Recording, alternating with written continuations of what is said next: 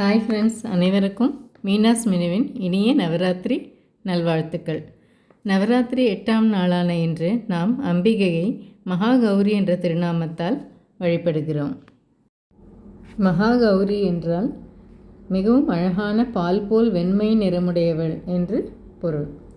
மகாகௌரி இமயத்தில் உள்ள மானசரோவர் ஏரியில் தியானம் செய்து கௌசிகி என வடிவம் கொண்டு சப்த மாதர்களை உருவாக்கி பொறாமை பேராசை எனும் குணங்களை கொண்ட சும்பன் நிசும்பன் என்ற அரக்கர்களை அழித்தாள்.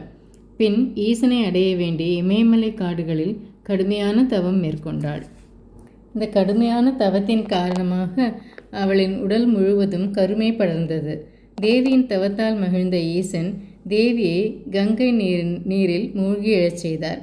கங்கை நீரால் தூய்மையடைந்த தேவி பளிங்கு போன்ற சங்கின் வெண்மை நிறத்துடனும் முழு வெண்ணிலவு போன்ற ஒளியுடனும் வெண்மையாக ஜொலிக்கும் ஆபரணங்களுடனும் வெண்ணிற ஆடையுடனும் வெள்ளை நிற பூக்களை மாலைகளாக அணிந்தவளாக மகாகௌரியாக 4 திருக்கரங்களுடன் காட்சியளித்தாள். 4 கரங்களிலும் சூலம், டமரு, மற்ற 2 கரங்களில் அபயவரத முத்திரைகளுடன் நமக்கு காட்சியளிக்கிறாள் மகாகௌரி. தேவியின் வாகனமும் வெள்ளை நிற காளையாகும். அனைத்தும் வெண்மையாக விளங்குவதால் இவள் ஸ்வேதாம்பரதரா விருஷபாரூடா என்று அழைக்கப்படுகிறாள்.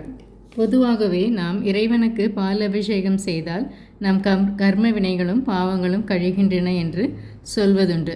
வெண்மை நிறத்திற்கு அவ்வளவு பேராற்றல் உண்டு. 1000 சூரிய ஒளியின் பேராற்றல் கொண்ட மகாகௌரியை நாம் ஒருமுகமாக தியானிக்கும் பொழுது நம்முடைய வாழ்க்கையின் துன்பங்கள், பாவங்கள், தோஷங்கள் நீக்கி ஆன்ம பலத்தை தருகிறாள். சகசிரார சக்கரம் சிவசக்தி சொரூபமாக கருதப்படுகிறது. யோகத்தில் சகசிரார சக்கரத்துடன் தொடர்புடையவள் மகாகௌரி.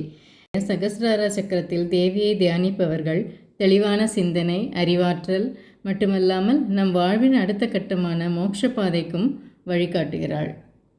ஜோதிடத்தில் ராகு கிரகத்தின் தேவியாக விளங்குவதால் மகாகௌரியை வழிபடும்போது ராகு தோஷத்திலிருந்து நிவர்த்தி பெறலாம். மகாகௌரிக்கு கோயில்கள் வாரணாசி, உத்தரகண்ட், குஜராத் ஆகிய இடங்களில் அமைந்துள்ளது. மகாகௌரிக்கு துர்காஷ்டமி நாளில் பால் பாயசம், தயிர் சாதம், தேங்காய் சாதம் நிவேதனம் செய்யலாம்.